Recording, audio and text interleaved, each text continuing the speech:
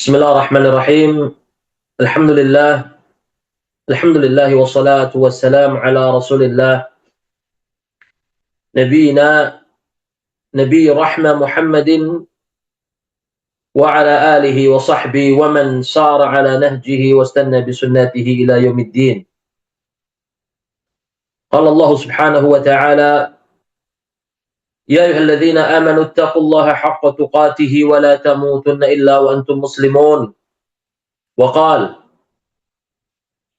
يا أيها الناس اتقوا ربكم الذي خلقكم من نفس واحدة وخلق منها زوجها وبث منهما رجالا كثيرا ونساء واتقوا الله الذي تساءلون به والأرحام إن الله كان عليكم رقيبا. وقال: يا أيها الذين آمنوا اتقوا الله وقولوا قولا سديدا يصلح لكم أعمالكم ويغفر لكم ذنوبكم ومن يطع الله ورسوله فقد فاز فوزا عظيما. أما بعد فإن أصدق الحديث كتاب الله وخير الهدى هدى نبينا محمد صلى الله عليه وسلم وشر الأمور محدثاتها فإن كل محدثات في الدين بدعة وكل بدعة ضلالة وكل ضلالة في النار.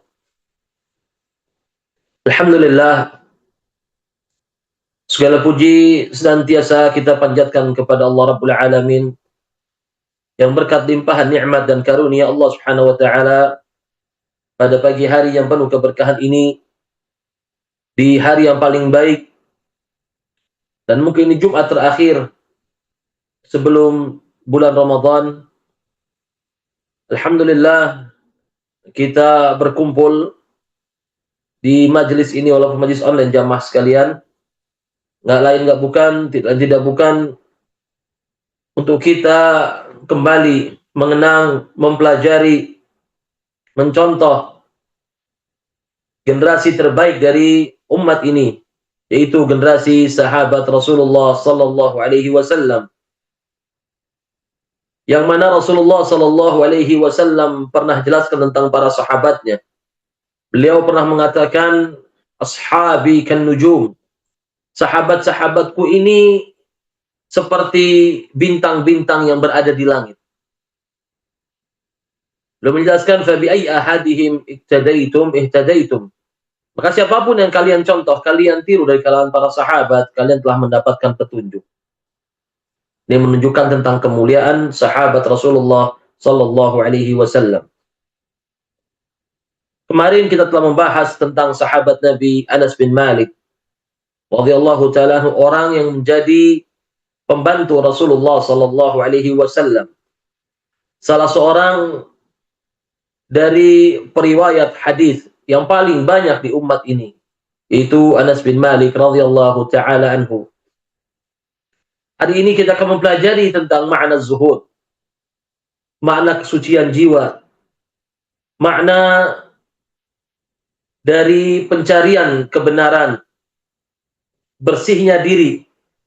Nah, kita fahami jamaah sekalian, ilmu yang kita pelajari ini, Al-Quran wa Sunnah, adalah hak, adalah petunjuk. Dan tadi hak dan petunjuk tadi kita ibaratkan bagikan sebuah permata, sebuah mutiara. Dimanapun dia berada, al-haq, maka tetap dia menjadi hak. Bagaimanapun keadaannya, hak tetaplah hak.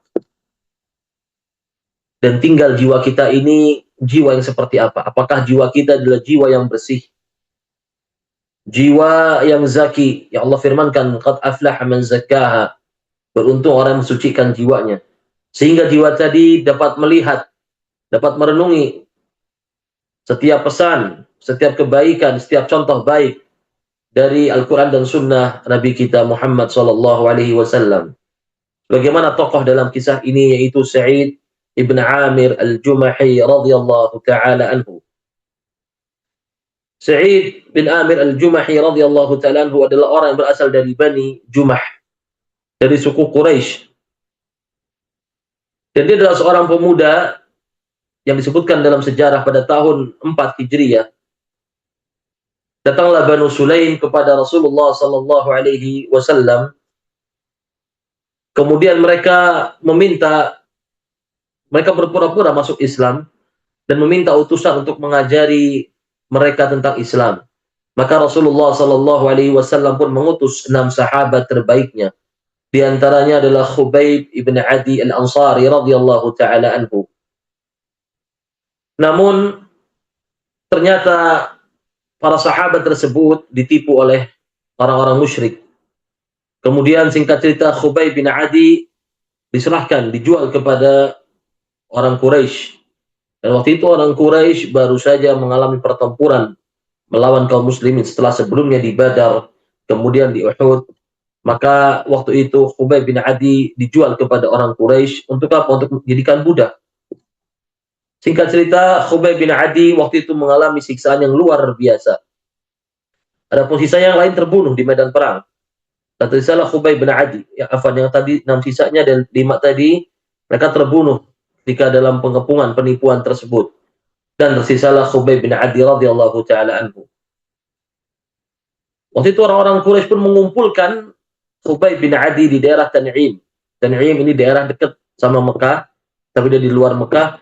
Dan mereka undang seluruh orang-orang Quraisy, dia keluarkan seluruh anak, wanita, semua dikeluarkan waktu itu ke daerah Tan'im. Untuk apa? Untuk menyaksikan penyiksaan, pembunuhan Khubayb bin Adi radhiyallahu taala anhu. Waliyadu billah. Dan inilah karakter musyrik. Kalau kita lihat bagaimana seseorang bisa menjadi baik, menjadi saleh, tidak lain tidak bukan karena iman dan memiliki fitrah yang baik, fitrah yang benar. Singkat cerita, Khubayb bin Adi radhiyallahu ta'ala mengalami penyiksaan yang begitu dahsyatnya. Namun beliau kokoh, beliau tegar dengan keimanannya. Disebutkan dalam riwayat bahwasanya badannya dipotong-potong oleh orang Quraisy dan dia dalam keadaan hidup. Dan di antara orang-orang yang menyaksikan penyiksaan tersebut adalah adalah seorang pemuda yang bernama Sa'id bin Amir al-Jumahi, yang waktu itu beliau masih dalam keadaan musyrik. Kemudian disebutkan sebelum Khubayb bin Adi mengalami penyiksaan tersebut, dia meminta izin kepada orang-orang Quraisy untuk melaksanakan salat 2 rakaat. Subhanallah. Lalu Sa'id pun menceritakan, dia memperhatikan Khubayb bin Adi menghadap kiblat lalu melakukan salat 2 rakaat, dan dia mengatakan betapa bagus dan sempurnanya salat yang dikerjakan oleh Khubayb ibn Adi. Kemudian selepas salat, Sa'id mengatakan bahwasanya Khubayb bin Adi mengatakan kepada orang-orang Quraisy, demi Allah, kalau kalian tidak takut, kalau kalian tidak menduga bahwa aku akan memperpanjang salat karena merasa takut, karena aku takut mati, maka aku akan perpanjang, aku akan banyakkan bilangan sholat tadi. Artinya apa? Khubayb bin Adi waktu itu sholat tidak terlalu panjang. Kenapa? Dia takut menjadi omongan bahwasanya ashab Muhammad, sahabat Muhammad adalah para pengecut yang takut mati. Waktu itu juga Said menceritakan ketika orang-orang Quraisy mulai memotong badan Khubayb bin Adi radhiyallahu ta'ala anhu, mereka mengatakan, apakah engkau ingin Muhammad menggantikan posisimu dan engkau selamat ditukar dengan Muhammad? Subhanallah, lihat bagaimana cintanya sahabat Rasulullah sallallahu alaihi wasallam. Lihat jawaban Khubayb bin Adi radhiyallahu ta'ala anhu. Ini menunjukkan cinta yang suci, cinta yang murni dari sahabat kepada Rasulullah sallallahu alaihi wasallam. Dan cinta ini cinta yang patut kita tiru. Patut kita jadikan standar bagaimana cara kita mencintai Rasulullah sallallahu alaihi wasallam. Khubayb mengatakan, la wallahi, tidak demi Allah, aku lebih suka menjadi pengaman, aku lebih suka menjadi tameng, dan aku meninggalkan istri dan anakku daripada Muhammad tertusuk dengan duri. Khubayb bin Adi tidak ridha, jangankan Rasulullah menggantikan dirinya untuk disiksa, dibunuh. Dia tidak ridha seandainya Rasulullah pun terkena sebuah duri. Subhanallah, dengan keberanian yang begitu kuat. Saat dia sendirian, dia berani mengatakan hal yang hak di hadapan ribuan orang Quraisy waktu itu. Maka dengan sebab jawaban tersebut, menjadikan orang-orang Quraisy semakin marah kepada Khubayb bin Adi radhiyallahu ta'ala anhu. Kemudian mereka mengangkatkan tangan ke langit. Mereka mengacukan tangannya dan mengatakan, bunuhlah Khubayb, bunuhlah dia. Radhiyallahu taala anhu. Dan Sa'id menyaksikan dengan kepalanya sendiri bahwasanya Khubayb sebelum kematiannya di akhir-akhir hayatnya, dia berdoa kepada Allah Subhanahu wa taala, dia mengatakan, Allahumma ahsihim adada waqtulhum badada wa la tughadir minhum ahada. Ya Allah, hitunglah mereka satu persatu. Bunuhlah mereka semua secara kejam dan janganlah kau sisakan satu orang pun dari mereka. Khubayb Ibn Adi mendoakan semua orang-orang Quraisy yang terlibat dalam pembunuhannya. Kemudian tidak lama dia pun meninggal dalam keadaan syahid, dan disebutkan dalam riwayat bahwasanya dalam tubuhnya terdapat banyak sekali bekas luka, baik tusukan pedang, tombak, dan juga tubuhnya dipotong-potong dalam keadaan hidup oleh orang-orang Quraisy. Radhiyallahu taala an Khubayb ibn Adi. Semoga Allah merahmati dan meridai Khubayb ibn Adi. Namun jamaah sekalian, kejadian yang begitu mengejamkan seperti ini, pembunuhan dengan penyiksaan yang begitu luar biasa kejamnya, ternyata begitu berbekas pada jiwa Sa'id ibn Amir al-Jumahi. Sering sekali dia membayangkan Khubayb ibn Adi. Masih terbayang di benak fikirannya bagaimana Khubayb dengan gagah beraninya, bagaimana dia sholat, bagaimana bagusnya sholatnya, bagaimana gagah beraninya, bagaimana cintanya kepada Rasulullah sallallahu alaihi wasallam. Ini semua terngiang dalam benak Sa'id ibn Amir al-Jumahi radhiyallahu taala anhu. Maka tidak lama setelah itu Sa'id ibn Amir radhiyallahu taala anhu pun mengumumkan keislamannya, tepatnya sebelum perang Khaybar. Dia masuk Islam, kemudian dia pun berhijrah ke Madinah menjadi pengikut Nabi kita Muhammad sallallahu alaihi wasallam. Disebutkan bahwa Sa'id bin Amir radhiyallahu ta'ala anhu ketika dia masuk Islam, dia berjalan menghampiri manusia, menghampiri seluruh kumpulan orang-orang Quraisy.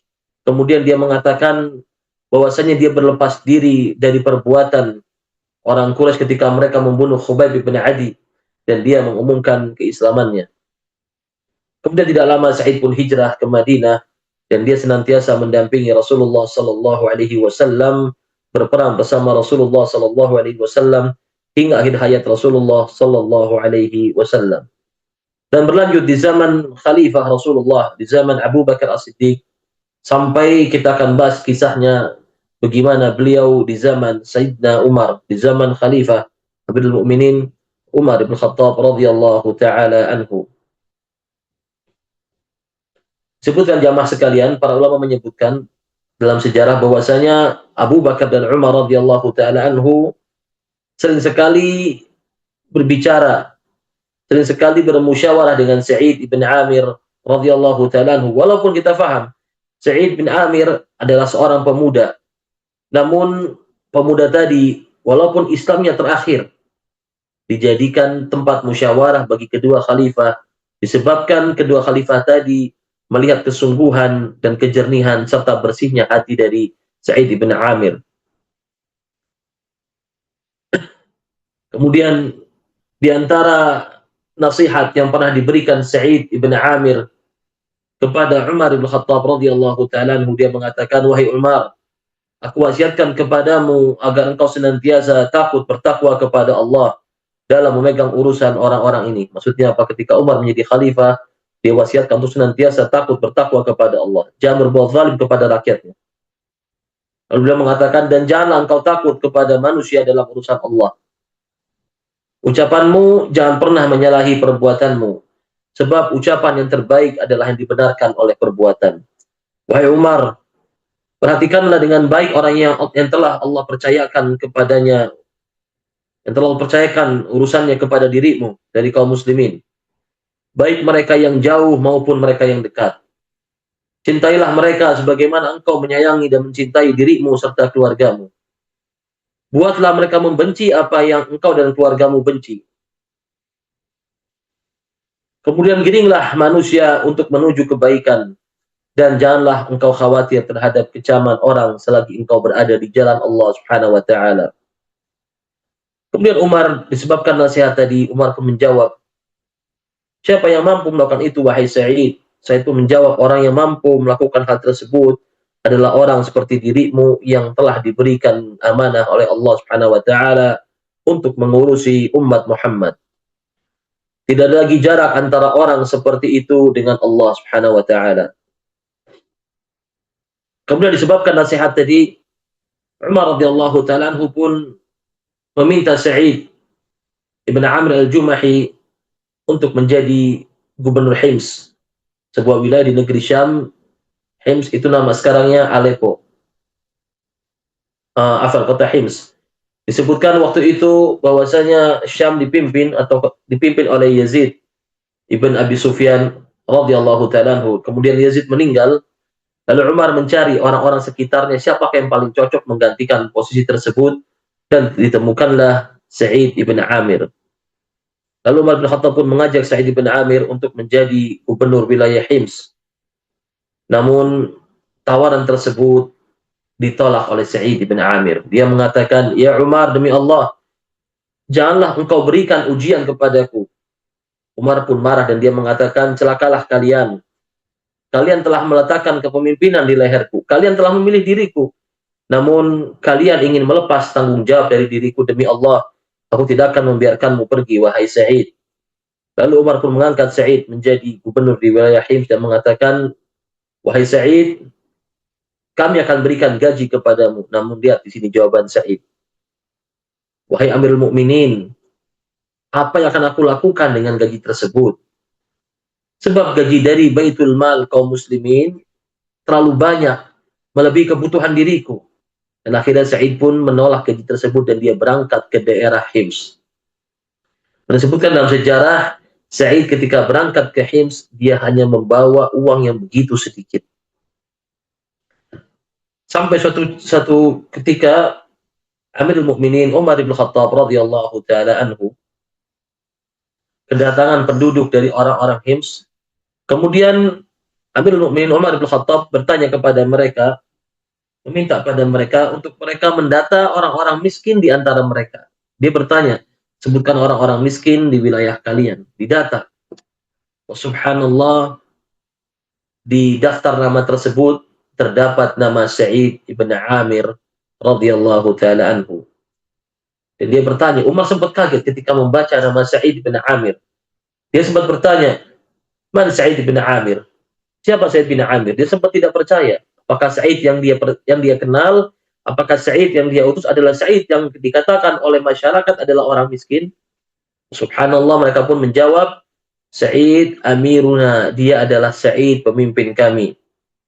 Umar pun berkata lagi, apakah pemimpin kalian termasuk orang yang fakir? Mereka menjawab, demi Allah, benar.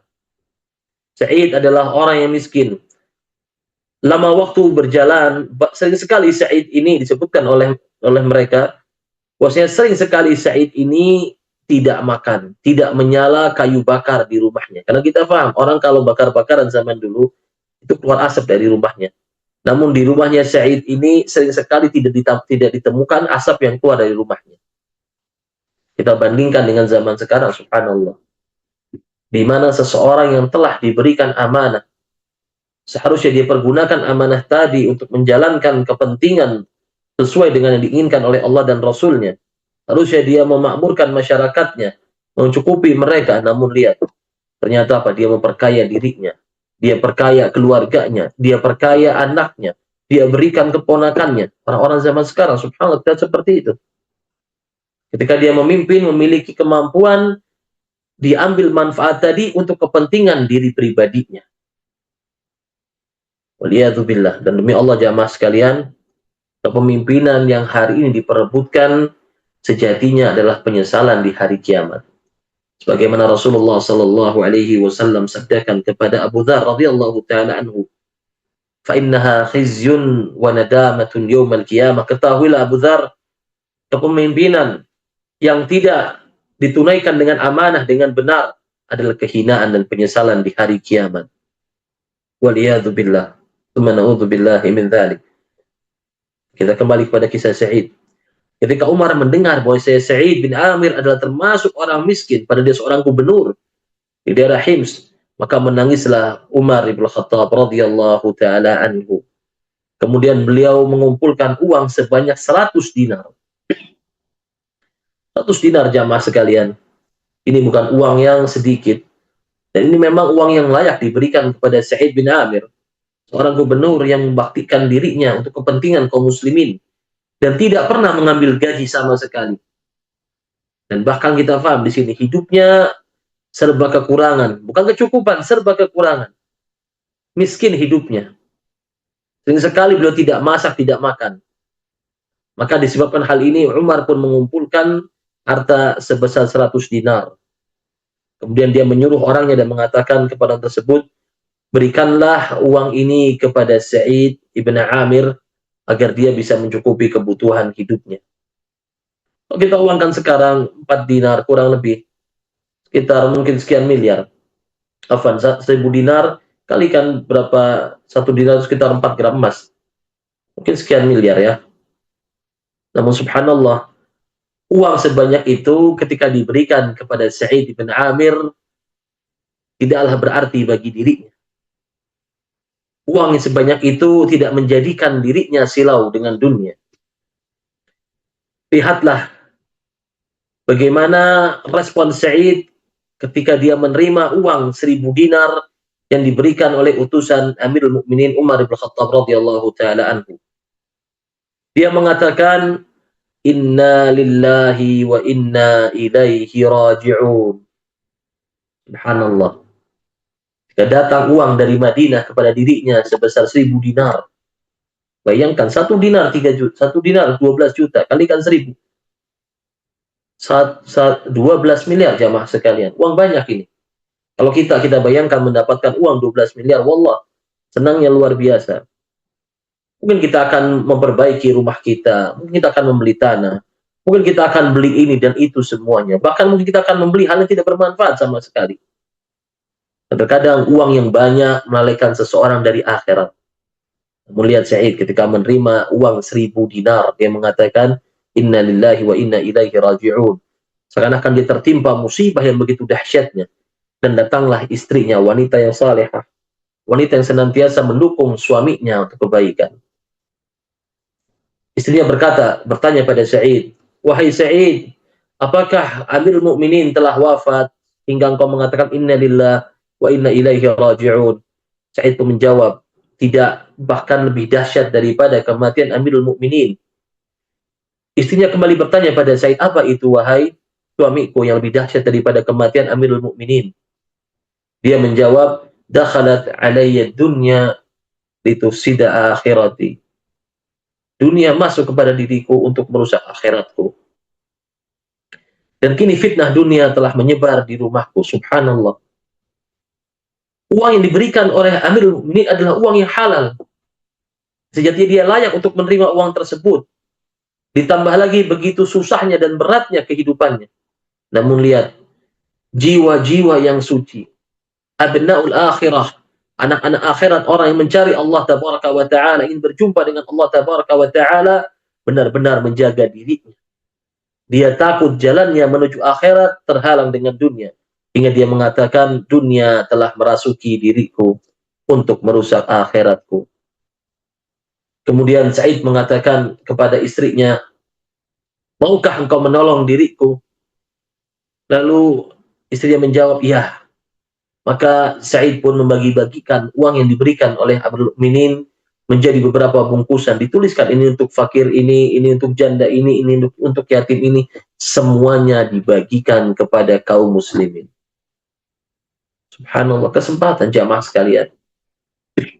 Dia mau bersenang-senang, mau berleha-leha, wallahi dia mampu. Tapi dia faham, dia bukan orang biasa, dia seorang gubernur yang memegang urusan kaum muslimin, yang suatu hari nanti Allah tabaraka wa ta'ala akan meminta pertanggungjawabannya. Dan apabila dia gagal, maka hal ini, kepemimpinan tadi akan menjadi kesedihan, kehinaan, serta penyesalan di hari kiamat. Oleh karenanya dia benar-benar menyelesaikan dirinya.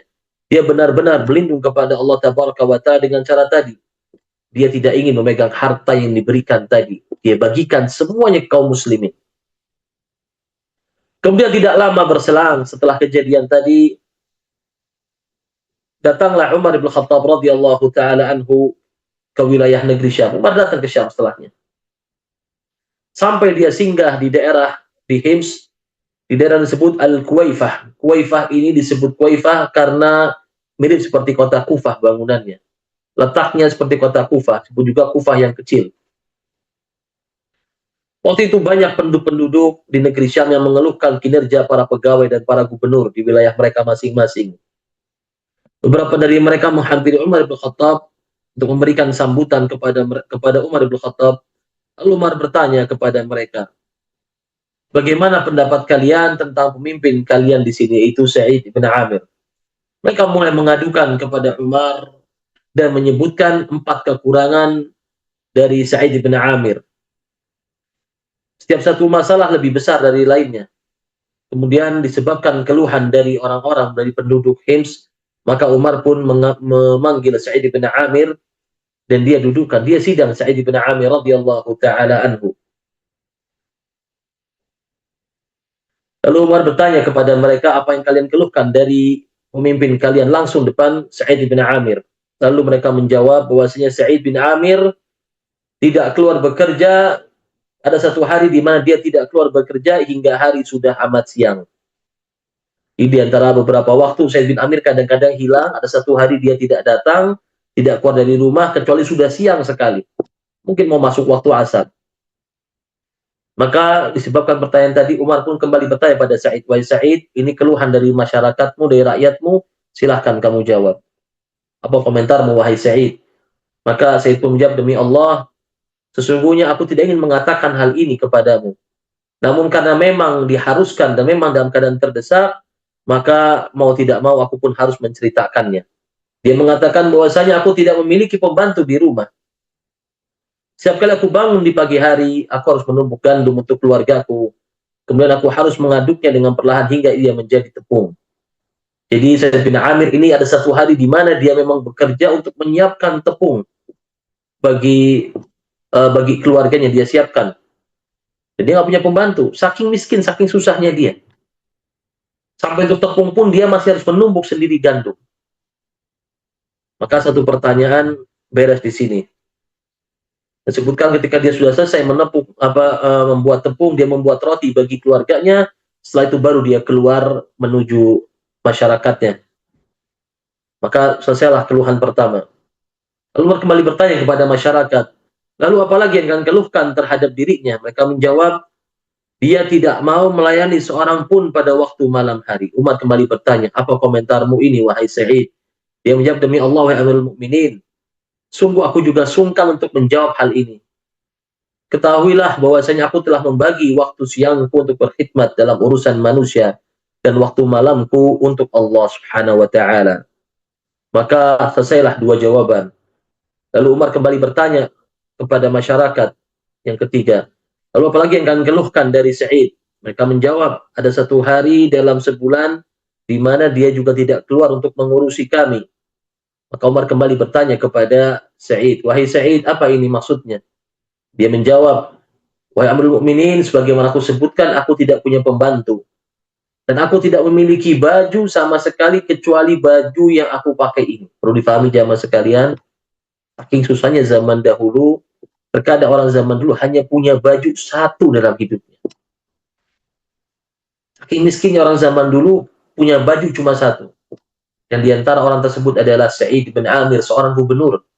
Hanya punya baju satu. Dia menyebutkan bahwasanya ada satu hari di mana dia harus mencuci bajunya. Kemudian dia jemur, dia tunggu hingga kering. Maka setelah bajunya kering, baru dia keluar menghadap masyarakatnya. Maka selesailah 3 pertanyaan dari orang-orang tersebut. Kemudian Umar kembali bertanya, keluhan yang keempat. Umar bertanya kepada masyarakat, apalagi yang kalian keluhkan dari pemimpin kalian? Mereka menjawab bahwasanya Sa'id ibn Amir sering sekali pingsan, hilang kesadarannya. Maka ketika dia sadar, sering sekali dia tidak mengenali orang-orang yang berada di sekitarnya. Umar pun bertanya kepada Sa'id ibn Amir, apa ini wahai Sa'id? Kamu kenapa pingsan? Sebab apa yang membuat dirimu ini sering sekali kehilangan kesadaranmu? Maka Sa'id pun menjawab, wahai Amirul Mukminin, aku pernah menyaksikan pembunuhan Khubayb ibn Adi pada saat aku musyrik. Dan aku melihat para penduduk Quraisy memotong-motong jasadnya. Dan mereka bertanya kepada Khubayb, apakah engkau ingin Muhammad menggantikanmu di sini? Dia menjawab, demi Allah, aku tidak suka merasa aman dengan istri dan anakku, padahal Muhammad tertusuk dengan duri. Dan demi Allah, aku senantiasa teringat akan hari tersebut. Dan mengapa aku tidak menolongnya waktu hari itu? Dia menyesalkan kenapa dia tidak mampu menolong Khubayb ibn Adi radhiyallahu ta'ala anhu. Maka dengan hal tadi, aku menduga bahwasanya Allah subhanahu wa ta'ala tidak akan mengampuni diriku.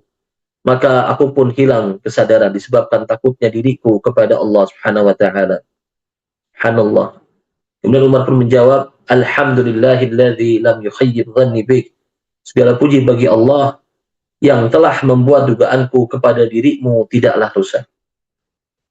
Lalu Umar radhiyallahu ta'ala kembali mengirimkan 1000 dinar untuknya, untuk dia penuhi segala kebutuhannya.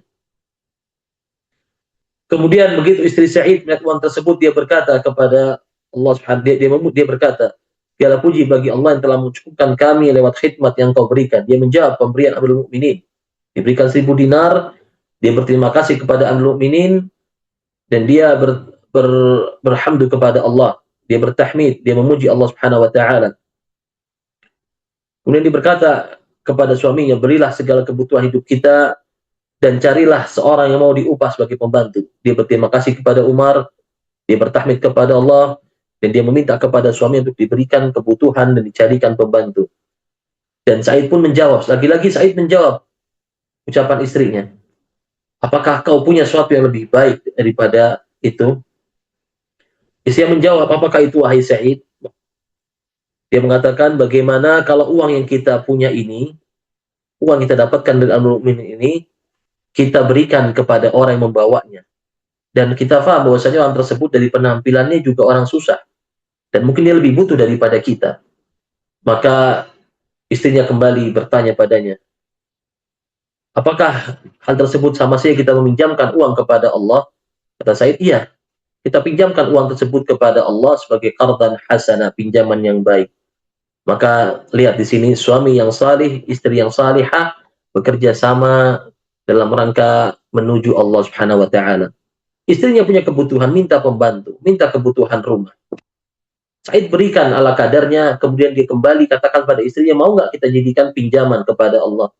Hingga akhirnya Pak, dia berikan semua uang tadi, sisanya kepada orang yang membawa uang tadi. Dan dia mengharapkan balasan dari Allah Subhanahu wa taala. Bagaimana disebutkan dalam cerita, Said pun membagi uang tadi ke dalam beberapa kantong, diberikan kepada janda fulan, yatim fulan, miskin fulan, fakir fulan. Radhiyallahu ta'ala an Sa'id ibn Amir al-Jumahi. Semoga Allah tabaraka wa ta'ala meridai Sa'id bin Amir al-Jumahi, seorang gubernur yang begitu zuhud, yang bahkan kezuhudannya benar-benar sangat sulit untuk ditiru oleh semua orang. Seorang gubernur yang benar-benar berhati-hati dalam memimpin urusan masyarakat, sampai dirinya sendiri ridho dengan hidup yang susah. Demi apa? Demi dia menjalankan amanat tersebut di jalan Allah Subhanahu wa taala. Wallahu taala alamu bisawab. Mungkin ada sedikit pertanyaan Ustaz, terkait dengan kezuhudan beliau, selain dari sebagai gubernur, berarti untuk menafkahi keluarganya seperti apa Ustaz ya? Apakah dari harta yang beliau punya selain itu ada sampingan atau bagaimana Ustaz? Jazakallahu khairan. Barakallahu fiik. Para ulama menyebutkan bahwa Sa'id bin Amir ini memiliki tabungan juga dan memiliki pekerjaan juga sebagai seorang gubernur. Di samping dia gubernur, dia juga punya pekerjaan. Orang zaman dulu sebagian ada yang menjual roti, membuat roti dia jual, dia hanya cukupi kebutuhan dari menjual roti tadi. Jadi dia membuat roti, kemudian dalam jumlah yang banyak, dia jual, dia ambil uang tadi keuntungan, dia dipergunakan untuk waktunya yang begitu panjang. Ketika uang habis, dia kembali berdagang. Makanya para ulama rahimahumullah ta'ala menjelaskan bahwa seorang da'i dan juga semisalnya hendaknya memiliki kemampuan untuk berdagang. Sehingga supaya apa? Yang pertama, supaya ta'alluqnya, semua kita, bukan cuma seorang da'i, semua kita harus bisa berdagang. Kenapa? Supaya ta'alluqnya, ketergantungannya kepada sesama makhluk menjadi berkurang. Supaya tawakalnya kepada Allah Tabaraka wa Ta'ala semakin besar. Berbeda dengan orang yang bekerja diupah. yang waktunya dia habiskan semuanya untuk mencari rezeki dari tempat kerja dia. Kadang-kadang seperti ini, ta'alluqnya, tawakalnya menjadi berkurang kepada Allah Subhanahu wa taala. Sering kita dapati orang yang bekerja mengatakan, "Kalau saya nggak kerja di situ bagaimana nasib saya?" Betul? Tawakalnya berkurang kepada Allah. Berbeda sama orang dagang, dia buka bismillah, dia tutup alhamdulillah. Yang dia dapatkan alhamdulillah. Ketika sepi pun dia hanya bergantung pada Allah. Orang kalau dagang, ketika sepi dia bukan takut sama pembeli. Semakin sepi atau bertambah rame, ketika sepi dia minta ya Allah. Ketika rame dikatakan alhamdulillah. Itu orang dagang. Tapi kalau orang kerja bingung. Orang kalau kerja full kerja, dia akan bingung dia. Kalau nggak ini nanti bagaimana ya? Kalau saya sering nggak masuk bagaimana ya? Kalau saya ini bagaimana ya? Dan ini ditakutkan tawakalnya, berserah dirinya kepada Allah semakin berkurang. Makanya diantara sunnah-sunnah yang harus kita jalankan juga diantaranya berdagang. Dagang bukan untuk kaya, minimal untuk apa? Untuk ikuti sunnah Rasulullah, jamaah sekalian. Kadang-kadang orang dagang berpikir nanti gimana kalau nggak jalan, gimana kalau rugi, gimana kalau bangkrut. Coba kita ganti mindset kita, saya dagang ikutin sunnah Rasulullah. Ganti, sudah nggak usah mikir untung dulu. Nggak usah mikir rugi. Uang masih aman, antum masih bisa kerja, tapi tadi saya dagang intinya bukan karena untuk untung, untuk yang paling dasar sekali adalah niatnya karena Allah, karena Rasulnya. Rasul kita seorang pedagang, dan para sahabat juga pedagang, dan mereka menjelaskan bahwasanya, para ulama menjelaskan bahwasanya dagang adalah sunnah. Jadi saya berdagang karena itu sunnah Rasulullah Sallallahu Alaihi Wasallam. Dan para sahabat zaman dahulu kala, mereka ini demikian juga. Mereka berdagang. Walaupun di antara sahabat kita juga perlu ceritakan, di antara para gubernur ini ada yang mengambil gaji, ada. Betul. Ada yang mengambil gaji. Dan juga di antara mereka yang fakir ini memang mendapatkan bagian dari Baitul Mal. Tapi ala kadarnya. Tapi subhanallah, sepakir-fakirnya mereka masih dagang. Walaupun kita paham dagangnya mereka ini kayak dagang sekedar dapat untung, habis itu libur, nanti dagang. Kenapa? Karena memang kita paham mereka di antara mereka ini gubernur. Kalau dia dagang terus, dia bukan gubernur namanya, tapi seorang pedagang. Dan ini nggak boleh, namanya tidak amanat. Tapi tadi dia jalankan amanat tadi, kemudian dia jadi gubernur, tapi ada satu waktu di mana dia mencukupi kebutuhan keluarganya. Dan ini subhanallah memang, kalau kita saksikan kisah Sa'id bin Amir, ini subhanallah, ini derajat ihsan, yang sebenarnya tidak wajib buat kita semua seperti beliau. Tapi lihat bagaimana cintanya beliau kepada Allah dan Rasulnya, dan bagaimana hati-hatinya beliau terhadap amanat yang Allah berikan kepada diri. Dan ini yang harus kita pegang sebagai seorang muslim, mengemban amanat, menjalankannya dengan benar. Kita tunaikan, jangan sampai seseorang ini khianat. Jangan sampai naudzubillah seorang berlimpah-limpah dengan bergelima dengan harta yang begitu banyak, dia berfoya-foya, dipilih oleh Allah sebagai pemimpin, sebagai gubernur, sebagai penanggung jawab umat ini, ternyata apa? Dia khianat. Dia gunakan kekayaan umat ini untuk memperkaya dirinya, keluarganya, anak-anaknya, kolega-koleganya. Namun subhanallah, masyarakat saya ada yang kelaparan, ada yang miskin. Wallahil adzim jamaah sekalian, wallah, hari kiamat nanti orang yang paling banyak ditanya, paling lama ditanya adalah para pemimpin. Maka ditanya sama Allah, bagaimana nasib orang itu miskin? Bagaimana orang di sana ada yang mati kelaparan? Bagaimana di sana ada yang sakit tidak bisa berobat? Bagaimana di sana ada orang tua yang terlantar? Semuanya akan menjadi musuh bagi pemimpin di hari kiamat nanti. Karena Nabi sallallahu alaihi wasallam jelaskan kepada Abu Dzar, innaha khizyun wa nadamah yaumal qiyamah. Tahuilah Abu Dzar bahwasanya kepemimpinan kalau tidak aman adalah khizyun, kesedihan, kehinaan, wa nadamah, serta penyesalan di hari kiamat nanti. Oleh karenanya kita lihat di sini bagaimana Sa'id ibn Amir al-Jumahi radhiyallahu ta'ala anhu dapat 1000 dinar, dia mengatakan inna lillahi wa inna ilaihi raji'un. Bukan nggak boleh, boleh. Tapi dia takut sebagai seorang pemimpin, dia takut uang 1000 dinar tadi yang jumlahnya 12 miliar jamaah sekalian bisa merubah karakter dirinya. Dibagikan semuanya ke orang-orang miskin di daerah Hims itu. Datang lagi Umar waktu itu ke Syam. Kasih lagi sama dia 1000 dinar setelahnya, setelah dia cek. Subhanallah, lagi-lagi apa?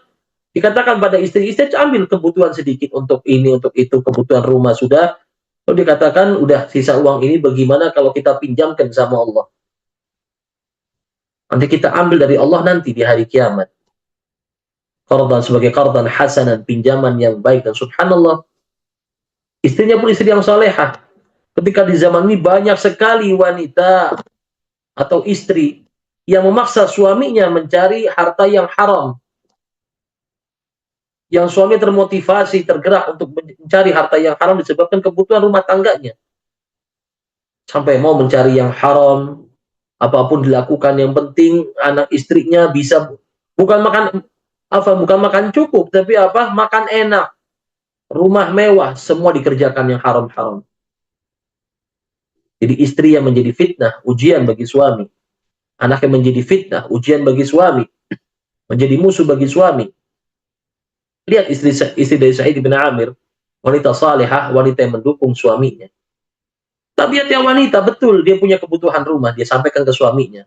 Ini bagaimana kalau kita beli kebutuhan rumah ini? Itu tabiat wanita, nggak masalah.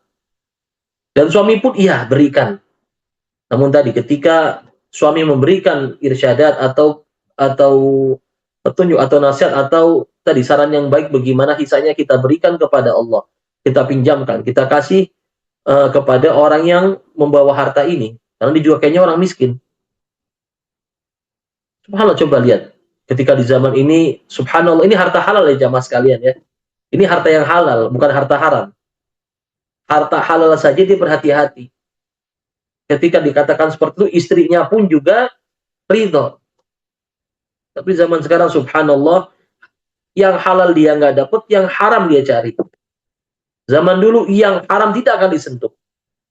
Kenapa? Karena yang halal saja dia berhati-hati, apalagi yang haram. Radhiyallahu taala anhum wa radu'an. Semoga Allah meridai para sahabat Rasulullah sallallahu alaihi wasallam, dan semoga Allah tabaraka wa taala mengiring kita di hari kiamat bersama mereka, bersama Rasul kita Muhammad sallallahu alaihi wasallam. Nah, mungkin sampai sini dulu kajian kita hari ini. Saya kembalikan kepada moderator kita. Jazakumullah khairan pada seluruh peserta Zoom, terkhusus pada pemateri kita Al-Ustadz Sadam Said Muqassin LC Hafizullah Ta'ala. Semoga kita doakan, semoga beliau sekeluarga selalu dalam lindungan Allah dan diberikan kesehatan. Amin. Sebelum anak akhiri dengan doa kafaratul majelis, kita berdoa semoga Allah Subhanahu wa taala memberikan kita kesehatan, dan semoga Allah Subhanahu wa taala mempertemukan kita dengan bulan Ramadan, dan semoga Allah Subhanahu wa taala menerima amal ibadah kita di bulan Ramadan nantinya. Amin, Allahumma amin. Kita tutup dengan doa kafaratul majelis. Subhanakallahumma wa bihamdika asyhadu an la ilaha illa anta astaghfiruka wa atubu ilaik. Wassalamualaikum warahmatullahi wabarakatuh. Jazakumullahu khairan wa barakallahu fikum.